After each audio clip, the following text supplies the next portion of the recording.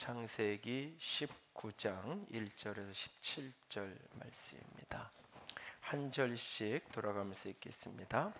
그때 그 두 천사가 소돔에 이르니 마침 롯이 소돔 성문에 앉아 있다가 그들을 보고 일어나 영접하고 땅에 엎드려 절하며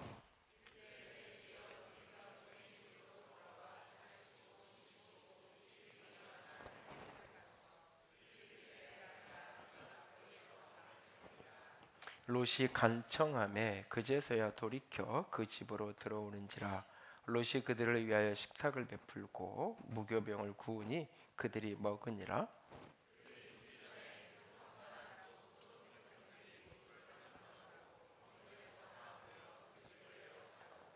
롯을 부르고 그에게 이르되 오늘 밤에 내게 온 사람들이 어디 있느냐 이끌어내라. 우리가 그들을 상관하리라.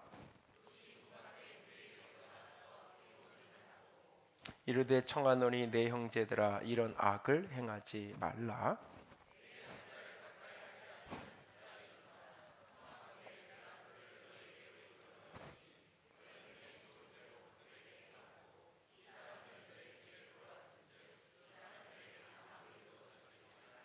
그들이 이르되 너는 물러나라. 또 이르되 이자가 들어와서 거류하면서 우리의 법관이 되려 하는도다.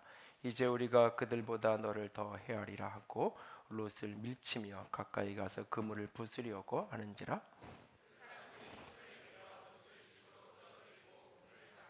문 밖에 무리를 대소를 막론하고 그 눈을 어둡게 하니 그들이 문을 찾느라고 헤매었더라.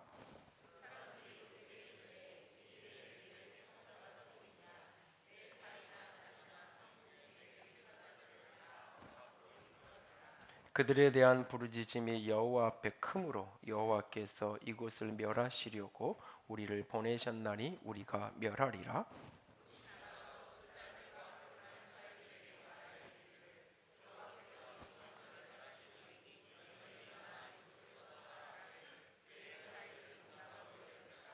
동틀 때에 천사가 롯을 재촉하여 이르되 일어나 여기 있는 내 아내와 두 딸을 이끌어내라. 이 성의 죄악 중에 함께 멸망할까 하노라.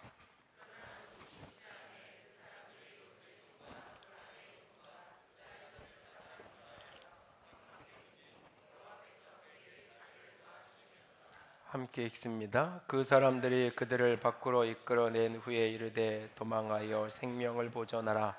돌아보거나 들에 머물지 말고 산으로 도망하여 멸망함을 면하라. 아멘. 기도합니다. 사랑의 하나님, 영광의 하나님, 이 시간 살아계신 주의 음성을 듣기 원합니다. 주께서 우리의 마음 가운데 영혼 가운데 말씀하여 주시옵소서. 하늘의 생명으로 하늘의 영광으로 가득 주님 붙들어 주시옵소서. 연약한 종을 십자가에 온전히 가려 주시고 주께서만 말씀하시기를 간절히 원하며 우리 주님 예수님 이름으로 기도드렸습니다. 아멘. 구두를 맞춰서 신어야 되던 시절에 한 소년이 구두방에 엄마 손을 잡고 구두를 맞추러 갔습니다. 어떤 스타일의 구두를 고를까 고민을 하다가 두 구두가 다 마음에 들어서 그 앞에서 머뭇머뭇하면서 선택을 못하고 있습니다. 구두방 아저씨가 묻습니다. 어떤 게 더 좋을지 이렇게 결정을 못하겠니? 네, 그러면 그 아저씨가 잘 만들어 놓을 테니까 일주일 있다 오면 너한테 딱 맞는 구두로 아저씨가 만들어 놓을게 라고 이야기합니다. 기분 좋게 아이는 집으로 갔고 일주일이 지나서 아주 흥분 상태가 돼서 구두방을 찾았어요. 아저씨 제 구두 보여주세요. 다 만드셨죠? 응, 다 만들었어. 이렇게 내놓는데 짝짝이 구두를 만들어 놓은 겁니다. 한쪽은 코가 뾰족하고 한쪽은 코가 뭉툭하게 만들어 놓은 거예요. 그 구두를 보는 순간 소년은 눈물을 흘리고 맙니다. 울음을 터뜨리고 말죠. 아저씨는 이제 짓궂게 장난을 쳤던 거예요. 사실은 그 이제 한 구두를 빼고 제 짝을 구두를 이제 만들어 놓은 것을 주면서 아이에게 이렇게 이야기합니다. 얘야, 내가 결정해야 될 때 결정하지 않으면 다른 사람이 대신해서 할 수밖에 없단다. 설령 그 결정이 너에게 불리해져도 어쩔 수 없는 일이지. 내가 결정해야 할 때는 단호하게 결정해야 하는 거야. 그래야 후회하지 않아. 이 어린 시절 이 이야기를 들었던 이 이야기는 미국의 40대 대통령이었던 로널드 레이건의 일화로 전해지죠. 그는 종종 자기 주변 사람들에게 이 이야기를 했다라고 합니다. 소년 레이건이 그날 깨달았던 것, 스스로 결정을 내리는 것이 얼마나 중요한가라고 하는 것을 그는 깨달았고, 훗날 배우가 되고 주지사가 되고 대통령이 되고 그 리더십을 평가할 때 여러 가지 면을 이야기하면서 가장 긍정적으로 이야기하는 것 중에 하나가 이게 신속하고 과감하게 어떤 결정들을 해나갔던 그런 리더십으로 평가되는 것을 보게 됩니다. 레이건이 어린 시절에 그 일화를 통해서 그가 깨달았던 결정을 내리는 능력, 그것을 우리는 오늘 과단성이라는 품성의 표현으로 정의를 내리기를 원합니다. 과단성, 반대말이 두 마음이라고 정의되는데, 이게 이제 그 한자로 이렇게 단칼에 쳐서 내는 일도양단이라고 표현하는, 그냥 이제 어떤 일들을 딱 잘라서 결정하는 어떤 성질, 그것이 이제 과단성이라는 말의 사전적 정의가 될 것입니다. 굉장히 결정적이고 단호한 그런 모습을 이야기하는 건데, 이것을 이제 성경적으로 우리가 품성에서 정의할 땐 이렇게 정의를 내립니다. 같이 읽습니다. 하나님의 뜻과 방법에 근거하여 어려운 결정을 내리는 능력. 하나님의 뜻과 방법에 근거해서, 하나님의 뜻과 방법에 근거해서 어려운 결정을 내리는 능력, 이것을 과단성이라고 정의하는데, 하나님의 뜻과 방법에 근거하여 하나님의 뜻이 어디에 있는지, 하나님의 방법이 어떤 것인지를 분별하고 통찰하는 능력, 그것을 우리는 일반적으로 지혜라고 표현을 합니다. 그 지혜를 가지고 내 삶의 순간, 어떤 타이밍에 어려운 결정을 내리는 그 능력, 과단성 있게 단호하게 결정을 내리는 능력, 이 반대말이 두 마음이에요. 결정을 내리고도 자꾸 미련을 버리지 못하는, 결정을 할 때도 이것도 좋은 것 같고 이것도 좋은 것 같고 계속 머뭇머뭇거리는 그 두 마음, 그 반대말을 과단성이라고 표현을 합니다. 올 한 해도 여러분들이 나름 어려운 결정들을 내려야 될 일들이 여러분 가정이든 개인적으로 있을 겁니다. 이런저런 어려운 결정을 내려야 될 때마다 하나님의 뜻과 하나님의 방법에 근거해서 그 어려운 결정들을 단호하게 내릴 수 있고, 그 결정이 여러분의 삶에 축복이 될 수 있기를 원합니다. 티핑 포인트의 저자인 말콤 크리스웰이 쓴 블링크라고 하는 책이 있습니다. 그 첫 2초의 힘이라고 하는 부제목이 달려져 있는 책인데요. 이 책의 광고 카피는 이렇게 돼 있어요. 카피를 한번 같이 읽을까요? 경영자는 결단의 순간 논리에 의존하지 않는다. 내 안에 숨겨진 첫 2초의 통찰력을 깨워라. 그러니까 이 블링크라고 말할 때 이것은 뭐냐면 눈 깜짝할 순간, 아주 긴급한 상황에 신속하게 판단을 내려야 되는 그 어떤 무의식에서 성광처럼 떠오르는 한 그 짧은 시간, 2초의 시간, 그것을 블링크라고 표현을 하는데요.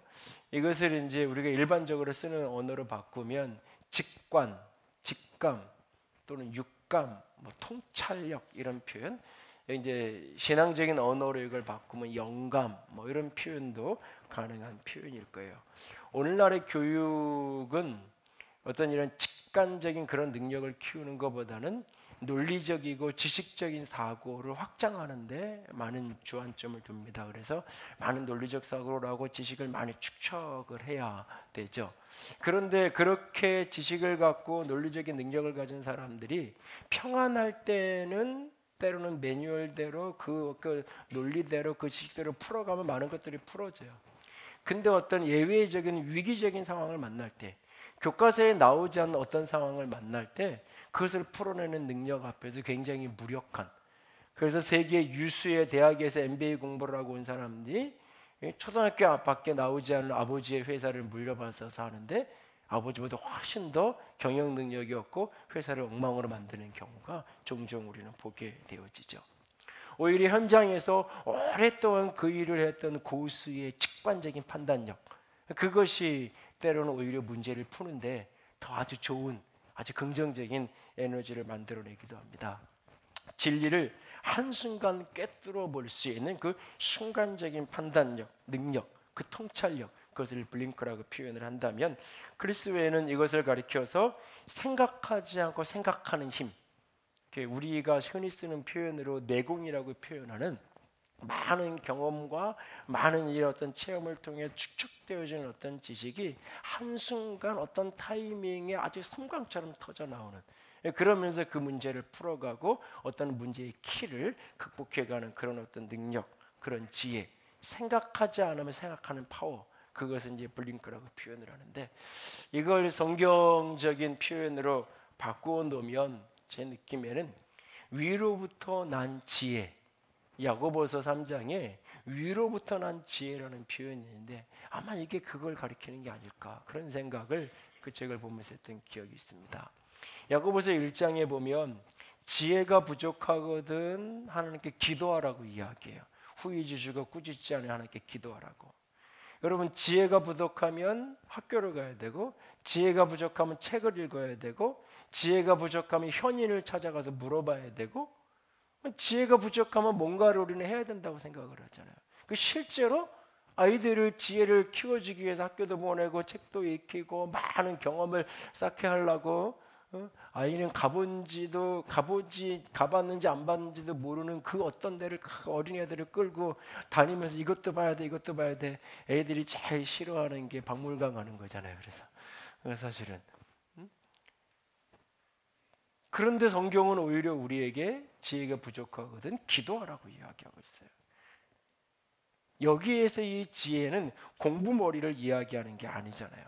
전문적인 어떤 지식과 소양을 내가 공부하지 않고도, 단어로 외우지 않고도 기도만 하면 영어 문제가 술술 풀린다는 이야기를 하는 게 아니잖아요. 그건 지식과 논리가 필요 없다라는 이야기는 결코 아니에요. 그러나 그 위에 하나님께서 주시는 어떤 지혜가 내가 어떤 문제를 분별하고 판단해야 되는 그 순간, 결정해야 되는 그 순간에 내가 이전까지 가졌던 모든 경험과 지식이 이게 터져 나오면서 그 문제를 진정 긍정으로 풀어가게끔, 제대로 얽힌 문제들을 극복하게끔 하는 중요한 선택을 할 수 있는 지혜로, 능력으로 우리 가운데 역사하게 된다는 겁니다. 그 능력을 우리는 과단성이라고 정의하고 싶은 거예요. 하나님의 뜻과 방법의 근거에서 인생의 수많은 어려운 문제들을 결정해낼 수 있는 능력. 내가 아파서 어느 병원에 가야 될지, 어떤 치료를 받아야 될지 결정해야 하지 않나요? 직장에서 퇴직을 요구받아서 내가 그것을 받아들여서 퇴직을 해야 되는지, 아니면 내가 자존심을 꺾어가면서 내가 버텨내야 되는지 결정을 해야 되잖아요. 이사를 해야 되는데 내가 어디로 옮겨야 되는지, 또는 이번에 무리를 해서라도 내가 집을 매매를 해야 되는지, 내가 그냥 무리되지 않게끔 적당한 수준으로 전세로 옮겨야 되는지 결정을 해야 되잖아요. 결정을 해야 되죠. 특별히 오늘 우리 가운데 어떤 분은 내가 머물 교회를 결정해야 되잖아요. 인생을 살면서 제일 사실 어려운 숙제 같은 결정이 이 결정이에요. 사실은. 그런데 여전히 혹시 결정 못하고 계신 한 분이라도 계시면 그냥 오늘 등록카드 써서 내시면 옆에 있는 사람한테 물어보면, 후회했냐고 물어보면, 등록하고 후회 안 했다고 한 사람들만 여기 나와 있으니까 등록하고 후회 안 했던 사람만 옆에 있으니까 물어보시고. 여러분, 올 한 해에도 여러분들은 많은 결정을 해야 돼요. 그 결정의 순간, 그 결정들이 결국은 내 인생을 만들어가는 거예요. 한 해를 지나고 보면 후회도 되고 아쉬움도 되고, 또 한 해를 우리는 그렇게 또 살아가야 돼요. 그 많은 것들 속에서 누군가의 결정에 의해서 그냥 떠밀려가는 인생이 아니라 그 속에서 하나님의 뜻과 방법의 근거에서 능동적이고 적극적으로 그 어려운 결정을 해내며 살아갈 수 있는 저 여러분이 되기를 원합니다. 사실은 송구영 신예배를 지나고 나서 지난주 이번 주가 목사에게 제일 힘든 주간이죠. 주중에 설교가 한 번씩 더 있으니까. 며칠을 이제 이 과단성을 놓고 묵상을 하면서 씨름을 하는데, 과단성을 설교해야 되는 내 마음이 자꾸 두 마음이 드는 거예요. 본문을 정했는데 마음에 안 드는 거예요. 본문을 정하고 대지를 뽑아놨는데 마음에 안 드는 거예요. 계속. 그렇다고 이렇게 다른 게 딱 떠오르지도 않고, 그래서 오래전에 과단성에 설교했던 원고를 꺼내가지고 쫙 읽어봐도 차라리 이거 4년 전 그걸로 설교할까, 이게 차라리 난 것 같기도 하고, 자꾸 이렇게 고민이 되는 거예요. 금요일날 오후가 돼서 이제 이 주보사에다가 인쇄소에다가 원고를, 우리 주보에 설교 대지가 들어가니까 원고를 넘겨야 돼요. 계속 고민해도 다른 길이 없어서 처음 섞였던 본문으로 그 대지를 정리를 해서 이제 원고를, 주보를 다 정리를 했어요. 주보서 웹하드에 접속을 해서 이제 엔터만 딱 누르면 이제 주보를 넘어가는 거예요.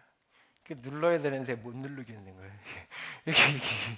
이게 제게 제일 없는 성품 중에 하나가 사실은 과단성인데, 이게 고민이 되는 거예요.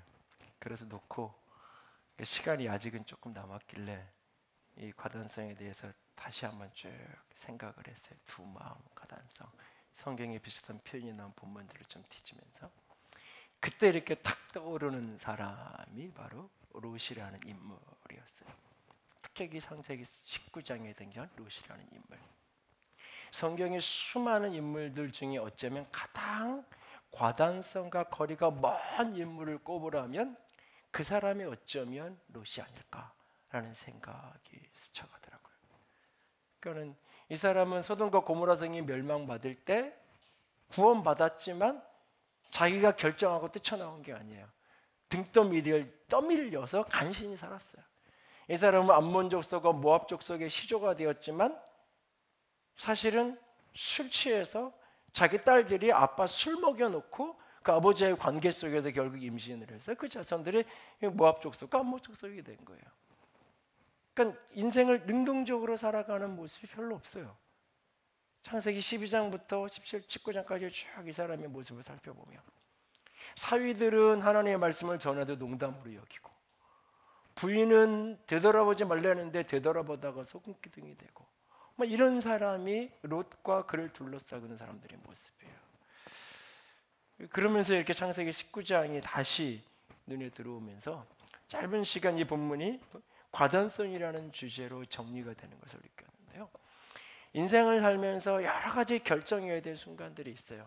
특별히 그 어려운 결정을 해야 되는 그런 순간들 중에 오늘 본문 속에 등장하는 롯이 결정하고 결단하고 행동해야 됐던 몇 가지 순간들, 여러분들이 다른 데는 우리가 조금 머뭇거리고 다른 때는 조금 더 이렇게 이 뒤에 있고 그냥 뭐 좋은 게 좋다고 이렇게 물 흐르는 대로 이렇게 가더라도, 오늘 본문에 등장하는 이 세 타이밍만은 여러분이 과단성 있게 결정하고 어려운 결정이지만 그것을 행동으로 옮겨갈 수 있는 이 한 해가 되었으면 좋겠어요.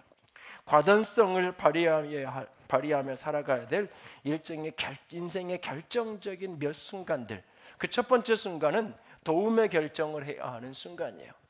누군가가 내게 도움을 요구하고 나의 도움이 필요한 어떤 사람을 만났을 때에 내가 그를 도울 것인가 외면할 것인가 라고 하는 결정, 도움의 결정의 순간 나는 내가 가진 것들을 내어줄 것인가 그렇지 않을 것인가 라는 결정을 해야 돼요. 해가 져서 어두움이 내려갈 그 시간쯤에 이 롯은 성문에 앉아 있었어요. 그때 두 사람이 지나가요. 오늘 본문의 1절은 천사라고 표현을 하고 있죠. 그러나 18장과 이 19장 뒷부분에 계속 이 사람을 사람이라고 표현을 해요. 그러니까 천사가 사람의 모양 형상을 하고 지금 이곳에 방문을 한 거예요. 지나가는 그 두 나그네를 보고는 이 성문에 앉아있던 롯이 얼른 뛰어내려가서 자기 집으로 초청을 합니다. 우리 집에 가서 발도 씻고 주무시고 다음날 출발하시죠. 아, 나는 그렇게 하지 않겠다라고, 나는 거리에서 밤을 새우겠다라고 이야기하며 완강하게 거절합니다. 그러자 3절에 롯은 간청해요. 간절히 요구해요. 그러자 결국 그 사람들이 롯의 집으로 가게 되고 식탁을 베풀고 무교병을 구워요. 그러니까 발효되지 않은, 그러니까 급하게 음식을 만든 거예요. 제대로 빵을 만드는데 이거를 부풀려서 만들지 못하고 급하게 무교병을 만들어서 대접을 하는 그런 상황을 보게 돼요.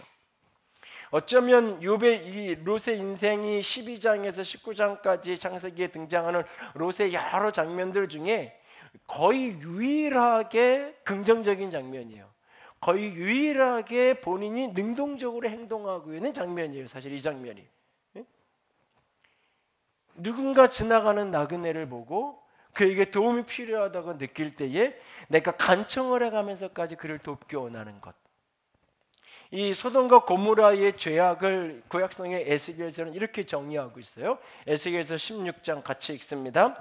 내 아우 소돔의 죄악은 이러하니 그와 그의 딸들에게 교만함과 음식물의 풍족함과 태평함이 있음이며 또 그의 가난하고 궁핍한 자를 도와주지 아니하며. 태평함이 있고 풍족하지 있지만 그의 가난한 사람, 가난하고 궁핍한 자를 도와주지 않았다. 그것이 소돔의 죄라고 하기 우리 시대의 죄예요. 냉장고에서 쌓아둘 물건은 가득해도 누군가에게 나누어 줄 거는 없죠. 썩어서 버려도 궁핍한 자를 향하여서 나누려고 하지 않아요. 그것이 소돔의 죄고 우리 시대의 죄예요. 외치 정글과 같은 세상 속에서 적자생존의 약육강식에 강한 자만 오직 살아남는, 그러다 보니까 결국은 다 각자 도생, 다 나만을 위해서만 오직, 언제 어떤 일이 생길지 모르니까 쌓아는 두어도, 그래서 결국은 썩어서 버리더라도 나눌 줄은 모르는 시대를 우리가 살아가고 있어요. 누군가 내게 도움을 요구할 때 그를 돕는 것은 희생이 필요한 거예요. 강도만한 한 사람을 돕는 것을 위해서는 내 재정을 들여야 되고 내 시간을 들여야 되고 특별히 나 자신을 위험에 노출시켜야 되는 거예요. 사실. 누군가를 위해서 돕는 것은, 누군가를 돕겠다라고 결정하는 순간 중요한 거는 뭐냐면 내 것을 내어주기를 결정하는 거예요. 우리는 다 남들 도우며 살고 싶어요. 어떤 삶을 살고 싶어요. 나 좀 이렇게 다 베풀고 넉넉하게 살고 싶어요. 다 이야기해요. 근데 그렇게 올 한 해 동안 여러분들이 누군가를 도와주며 살아가고 싶다면 순간순간 어려운 결정을 해야 돼요. 무슨 어려운 결정? 내 걸 내어주는 결정을 해야 돼요. 내 걸 내어줘요. 지난 여름에 이 월요일 날 이렇게 오후쯤에 이렇게 교회를 이렇게 오는데, 이렇게 덩치 큰 이렇게 청년 같지도 않고 되게 좀 나이가 좀 많지는 않은데 어느 정도 있어 보이는데, 화장실에서 1층 화장실에 나오는 분을 이렇게 봤어요.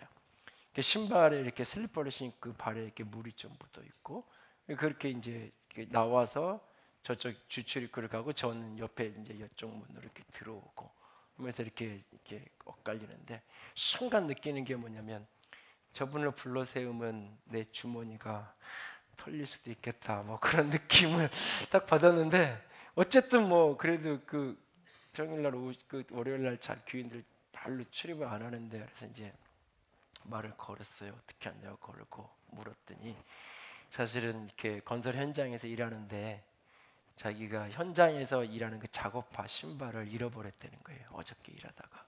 그리고는 이제 누가 가져간 거죠. 그래서 이제 슬리퍼 신고, 그래서 이제 일을 못 하고, 작업 신발이 없어 오늘 일을 못 하고, 그래서 어떻게 해서 여기 와서 사실은 좀 씻었다고. 자기가 이제 광주에서 왔는데 광주를 내려가야 되는데 차비가 없어서 못 내려간다고. 그래서 이제 세차를 할 테니까 좀 이렇게 도와달라고, 아니면 저 주차장이 좀 지저분하던데 앞에 제가 청소를 다 할 테니까 좀 이렇게 한낮을 좀 일 시키고, 그래서 이렇게 좀 이렇게 차비 좀 달라 그러시는 거야. 뭐 이렇게 지갑을 꺼내서 하여튼간 이렇게 돈을 조금 드리고 가서 이제 차비에서 가시라고 인사를 이렇게 했는데, 뭐 고맙다 그러면서 또 오겠다고 인사하라고, 이 성함을 알려달라고, 속으로는 또 안 와도 되는데 뭐 이러면서 이렇게 거기 가서, 광주에 가서 이제 그 근처에 있는 교회에 열심히 다니시라고 뭐 이제 그러면서 얘기를 했어요. 누군가를 돕기를 선택하는 순간 내 지갑에서 이렇게 뭐가 이렇게 나가는 소리가 들릴 때가 있어요. 내가 엘리베이터 딱 탔는데 저기서 신발 소리가 들려요. 순간 내가 닫힘을 누를 건지 열림을 누르고 내가 잡아둘 건지 알아요. 주차장에 가면서 딱 빈자리가 하나 보이는데 내가 글로 방향을 턴하는 순간 저쪽에서 오는 차들 그 자리를 보고 오고 있다는 게 순간 느껴져요. 그때 내가 더 속도를 밟아서 빨리 가서 코를 밀 건지 돌아서 뒷길 뒤에 다른 데를 찾을 건지 그 순간 결정을 해야 돼요. 여러분, 누군가를 돕는 어려운 결정은 여러분에게 집 팔아서 나눠주라는 이야기가 아닌 거예요. 작은데 사실 그 작은 거를 포기하는 게 쉽지 않아요. 그 작은 시간, 그 작은 물질을 내 걸 내어주는 결정을 하는 것, 그게 바로 누군가를 돕는 결정을 하는 거예요. 히브리서 13장 1절에서 3절은 우리에게 이렇게 말씀해요. 같이 읽습니다. 형제 사랑 이루기를 계속하고 손님 대접하기를 잊지 말라. 이로써 부지 중에 천사들을 대접한 이들이 있었느니라. 너희도 함께 갇힌 것 같이 갇힌 자를 생각하고 너희도 몸을 가졌은즉 학대받는 자를 생각하라. 여러분, 올 한 해 동안 누군가를 도우며 살아가고 싶은가요? 그렇다면 그 순간 내 것을 내어주는 결정을 할 수 있기 원합니다. 두 번째로 오늘 우리가 해야 될 결정 가운데 하나는 뭐냐면 거룩의 결정입니다. 거룩한 삶을 살아가기로 결정한다면 우리는 때로 과단성 있게 노라고 말할 줄 아는, 거절할 줄 아는 그리스도인이 되어야 돼요.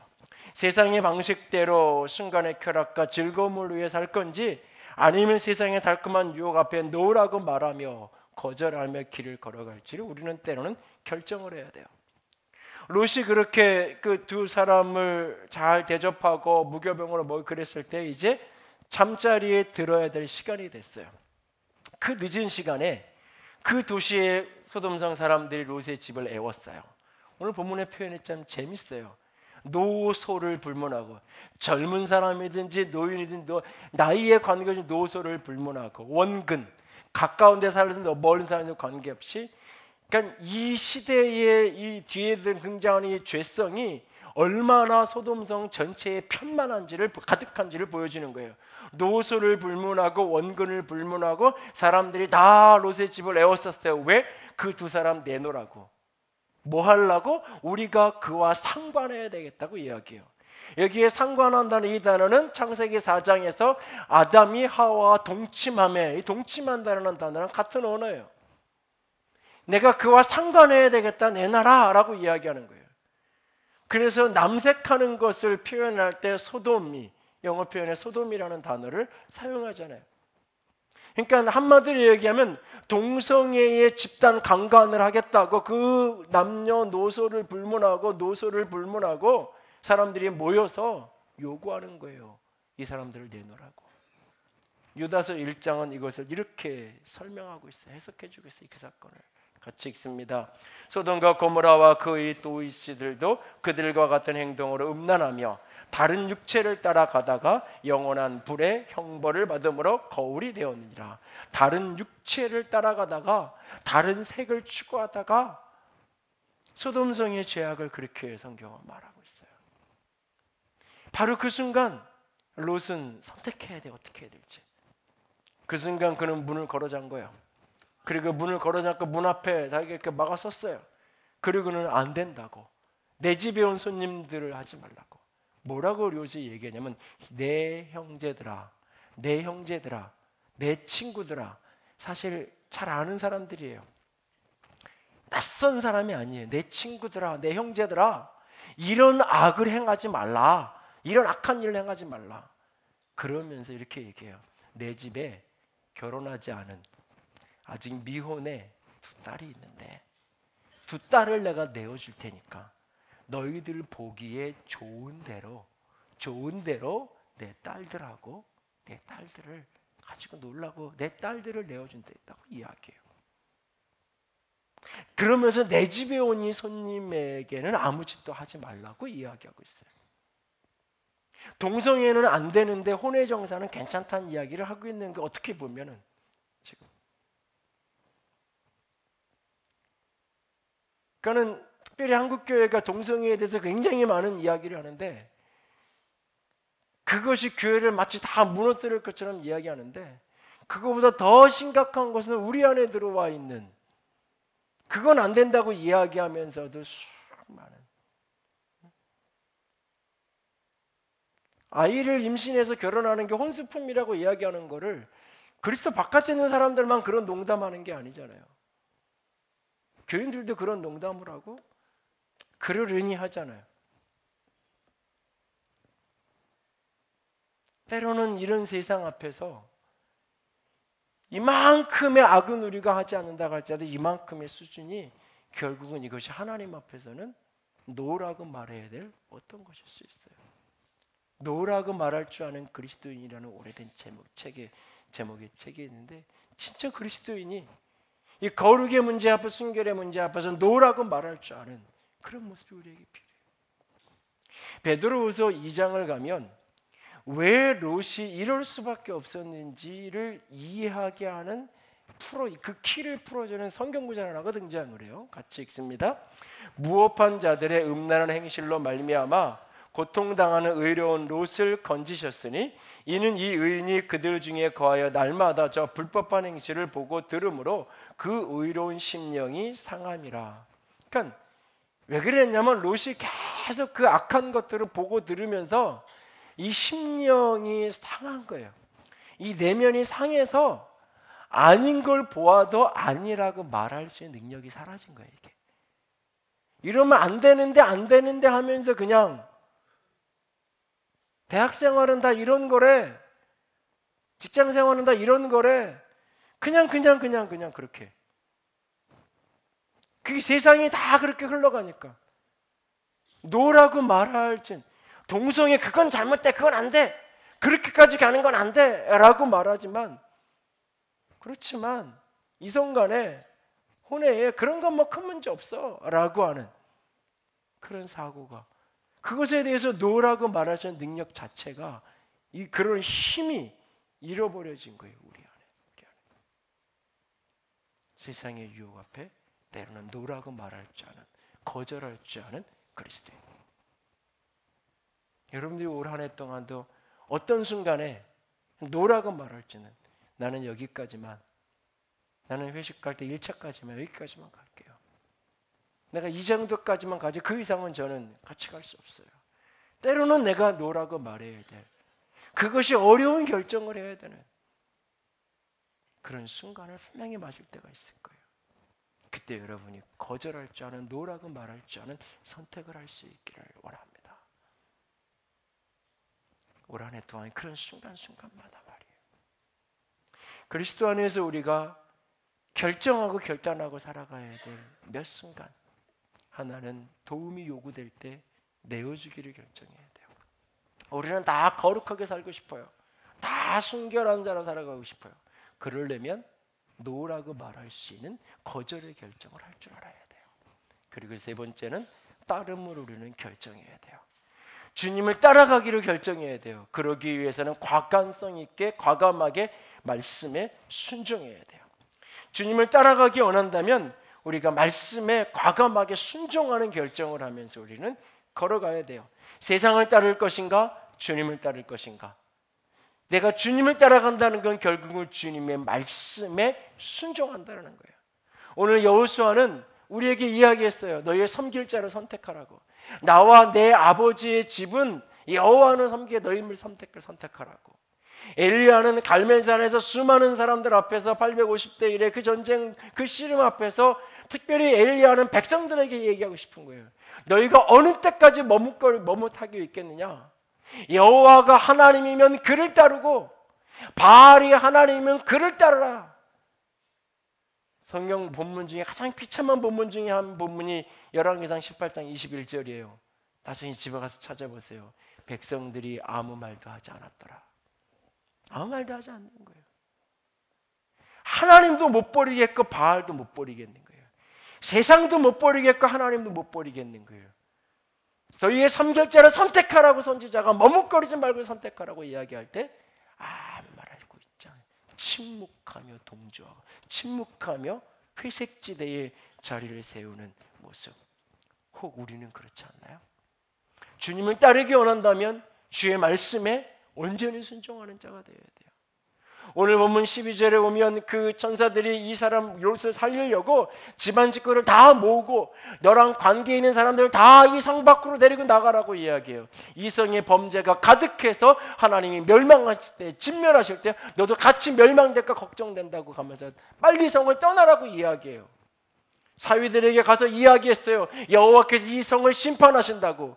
사위들은 농담으로 여겼다고 이야기해요. 롯이 떠나야 된다고 얘기하는데 사위들은 그것을 농담처럼 들었다고 이야기해요. 롯은 지체예요. 재촉하는데 지체예요. 동틀에도 불구하고 안 나가요. 그러니까 천사들이 손 잡고 강제로 끌어내듯이 성을 끌어내요. 되돌아보지 말라 그러는데 롯의 아내는 결국 되돌아보고 성기둥이 되죠. 여러분, 하나님의 말씀을 들어도 하지 말라는 거 하는, 되돌아보지 말라 그러는데 되돌아보는 롯의 아내만 잘못된 거였을까요? 우리 가운데 많은 분들은 롯의 처와 같이는 하지 않는지 모르지만 롯처럼, 롯의 사위처럼 하나님의 말씀을 농담처럼, 그냥 하나의 종교 강연처럼 그냥 말씀을 듣는 것이 내가 감동받고 내가 도전받기 위해 들을 뿐이지 내가 말씀에 순종하고 반응하기 위해서, 주님을 따르기 위해서는 주의 말에 응답해야 된다는 태도 속에, 내가 주님을 따라가겠습니다라는 마음 속에 듣고 응답하지 않는, 그리고 때로는 지체하는, 침묵 속에 회색지대에 스스로를 두려고 하고 있지는 않나요? 야고보서는 우리에게 이렇게 말씀하잖아요. 야고보서 1장 22절 같이 읽습니다. 너희는 말씀을 행하는 자가 되고 듣기만 하여 자신을 속이지 말라. 작년에도 언젠간 이 본문을 제가 이야기 드렸어요. 설교 시간에. 듣기만 하고 속지 말라고요. 스스로를 속이지 말라고요. 내가 말씀을 많이 들었다고, 유명한 설교자의 설교를 들었다고 내가 스스로 하나님의 말씀을 순종하는 자인 것처럼 착각하지 말라고요. 주님을 따르고 있는 사람이라고 착각하지 말라고요. 나는 들었을 뿐이에요. 주님을 따르는 사람은 순종하는 사람이에요. 순종하는 사람이에요.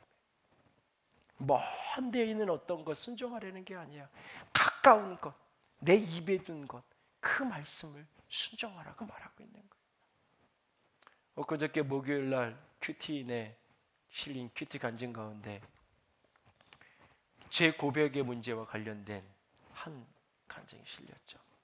특별히 자신에게 어떤 죄를 이렇게 고백하고 나눌 때는 자신의 이렇게 고백하기 원하는 자신도 굉장히 중요하지만 듣는 청중이 어떤 대상이고 어떤 준비가 되어 있고 이것까지 같이 고려해서 이 어떤 이 공개에, 특별히 어떤 자신의 부정함과 죄를 공개하는 데 있어서는 이 수위를 적절히 조절하는 그런 것들이 지혜가 필요해요.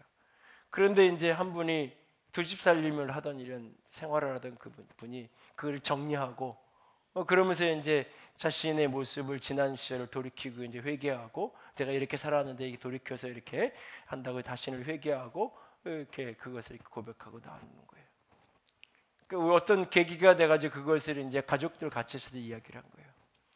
고등학교 2학년인 아이가 그 이야기를 듣고는 화가 난 거예요. 다음 날 엄마한테 조용히 찾아가서 아들이 이렇게 얘기해요. 아빠 진짜 쓰레기 같았네요. 그런 줄도 모르고 아빠가 좋은 사람이 되었다고 착각했던 제가 싫고 아빠가 싫어요. 그때 엄마를 위로해 주지 못하고 혼자 고통받게 해서 죄송해요. 아이들의 마음에 너무 힘든 거예요. 얼마의 시간 동안 대면대면한 채로 그렇게 긴장감 속에 지나가요.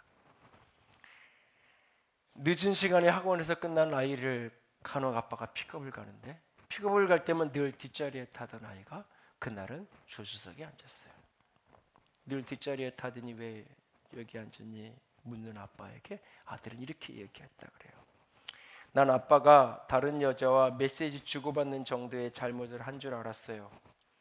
그런데 사실을 알고 나니 돌로 머리를 맞은 것 같았고 아빠가 미워져서 아빠를 위한 기도도 하기 싫었어요.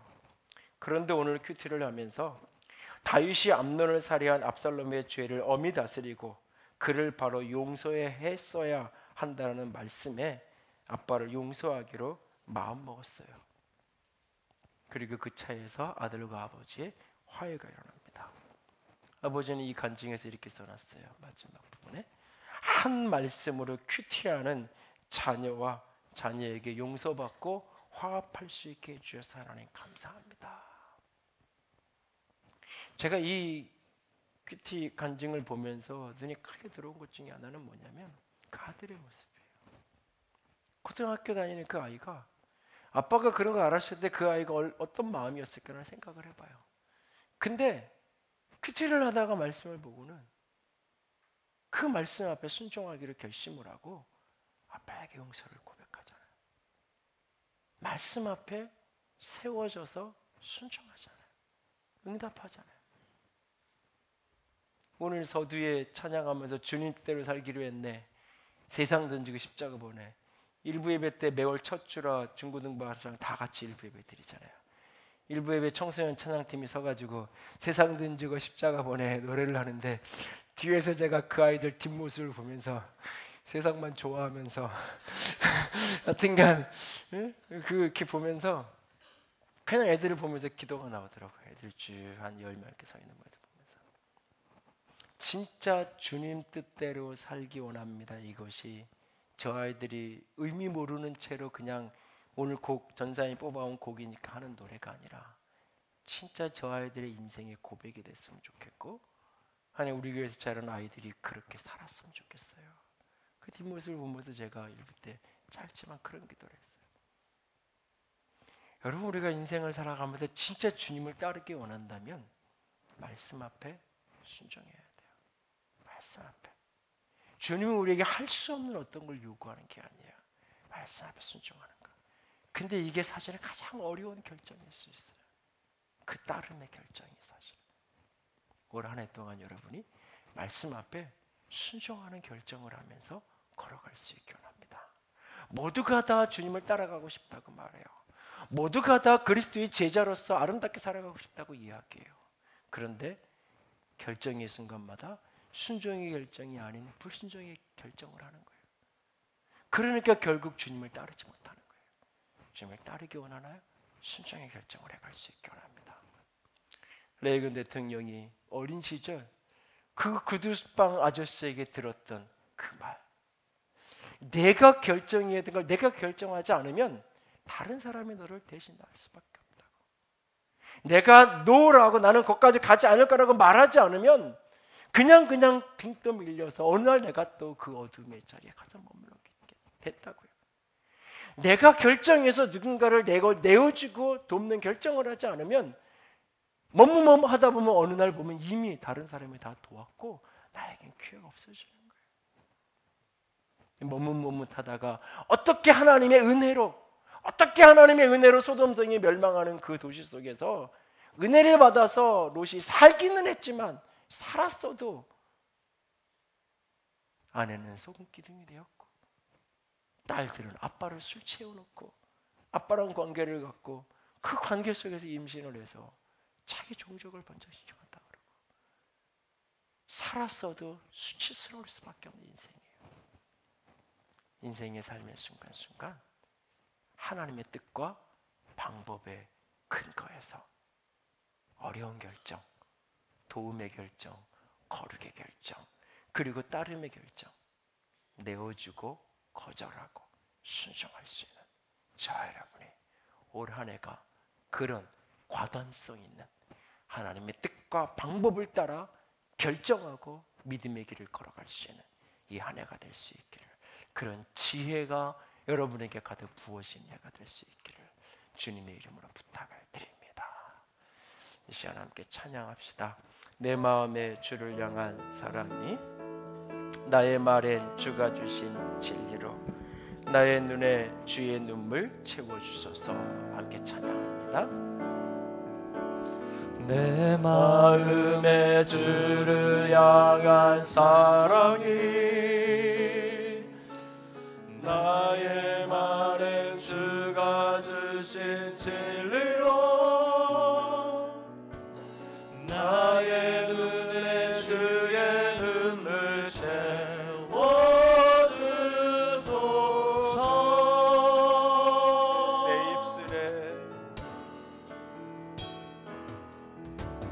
내 입술에 찬양의 향기가,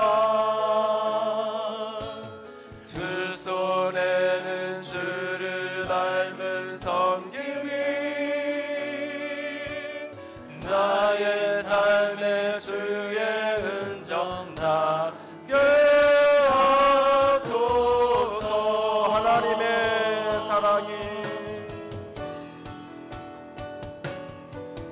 하나님의 사랑이 영원히 함께하리.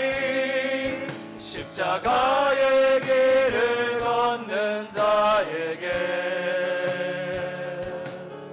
순교자의 삶을 사는 이에게,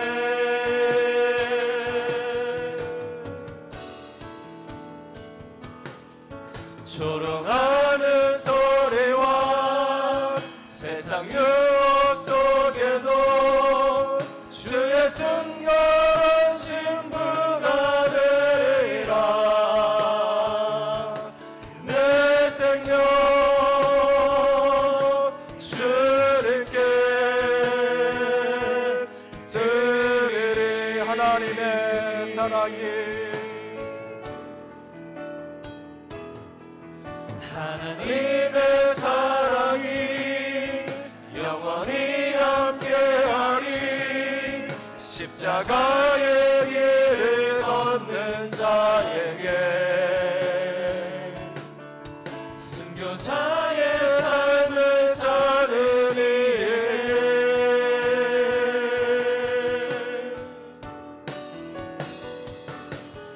조롱하는 소리와 세상 유혹 속에도 주의 순결한 신부가 되리라. 내 생명 주님께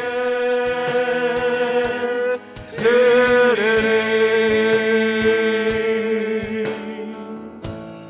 이 시간 우리 같이 기도합니다.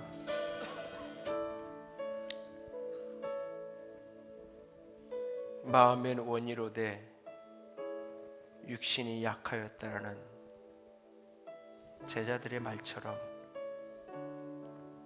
늘 넘어지고 쓰러지고 기회를 잃어버린 후에 도울 수 있는, 거룩할 수 있는, 따를 수 있는 그 순간을 잃어버린 후에 마음은 있었는데, 마음은 아니었는데, 생각은 안 그랬는데, 그렇게 후회만 남는 인생, 올 한 해가 그런 해가 되지 않기를 원합니다. 하나님의 뜻을 따라, 하나님의 방법을 따라 어렵지만 내어주는, 거절하는, 순종을 하는 결정을 하며 살아갈 수 있는 하나님, 올 한 해가 되게 하여 주시옵소서. 그렇게 결정할 수 있는 능력을, 하늘로부터 오는 지혜를 하나님 내게 허락하여 주시옵소서. 같이 기도합니다. 사랑의 하나님, 영광의 하나님, 아버지 하나님, 오늘도 그렇게 결정하며 살아가기 원합니다. 오늘도 그렇게 결단하며 아버지, 그렇게 주의 길을 걸어가기 원합니다. 아버지, 도우시옵소서. 아버지, 도와주시옵소서. 아버지, 도와주시옵소서. 세상 유혹 아버지, 어제 주의 길을 걸어갈 수 있도록, 온전한 십자가의 길을 걸어갈 수 있도록, 온전한 그리스도의 신부가 될 수 있도록 주님 나를 도와주시옵소서. 오늘도 도와야 되는 순간 내어줄 수 있기 원합니다. 오늘도 거룩해야 되는 순간, 순결해야 되는 순간 거절할 수 있기 원합니다. 너라고 말할 줄 아는 그리스도인이 되기를 찾기 정합니다. 아버지, 아버지, 아버지, 아버지, 아버지, 주님이 따라하실 때 이해하고 순종할 수 있는 믿음의 사람 되기 원합니다. 아버지, 도와주시옵소서. 아버지, 아버지, 아버지, 아버지, 아버지, 도와주시옵소서. 조롱하는 소리와 세상 유혹 속에도 주의 순결한 신부가 되리라. 내 생명 주님께 드리리.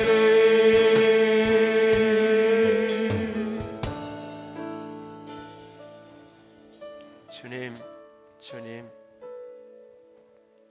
롯처럼 그렇게 등 떠밀려 사는 인생, 무언가 선택한다고 할 때마다 하나님의 뜻과 방법을 잃어버린 인생, 그런 인생 되지 않기를 원합니다. 2019년 이 한 해 동안 하나님의 뜻과 하나님의 방법을 근거해서 어려운 결정의 순간마다 결단할 수 있는, 내어주기를 결정하고 거절하기를 결정하고 아버지 온전히 순종하기를 결정하는, 그리고 그렇게 삶을 살아가는 우리가 되게 하여 주시옵소서. 주님 사랑합니다.